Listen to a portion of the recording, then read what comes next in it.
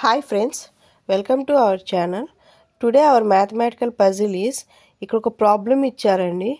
201 equal to 20, 202 equal to 40, 203 equal to 60, 204 equal to 80. ఈ 208 equal to question mark ఇచ్చారు. ఇప్పుడు ఈ క్వశ్చన్ మార్క్ ప్లేస్లో మనకి ఏమొస్తుంది అనేది మనం చెప్పాలి. ఓకేనా? అయితే మనకి పైన ఈ 4కి ఒక లాజిక్ ఎగ్జిస్ట్ అవుతుందండి. సేమ్ లాజిక్ ఇక్కడ అప్లికబుల్ చేస్తాము. ఆ లాజిక్ ఏంటనేది మనం ఇప్పుడు ఫైండ్ అవుట్ చేస్తాం.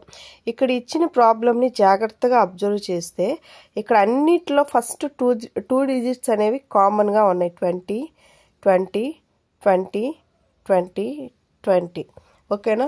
అన్నిటికీ ఫస్ట్ 2 డిజిట్స్ అనేవి కామన్గా ఉన్నాయి. ఓకేనా?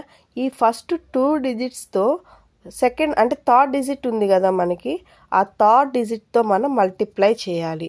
ఓకేనా? ఇప్పుడు చూడండి, 20 ఇంటూ 1 ఎంత?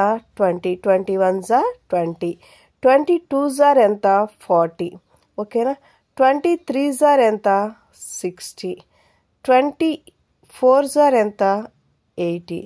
ఇప్పుడు ఇక్కడ ఎంత వస్తుంది మనకి లాజిక్? 28 జార్ ఎంత? 160. ఓకేనా?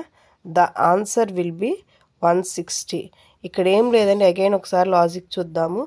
ఫస్ట్ 2 డిజిట్స్ అనేవి అన్నిటిలో కామన్గా ఉన్నాయి. ఓకేనా?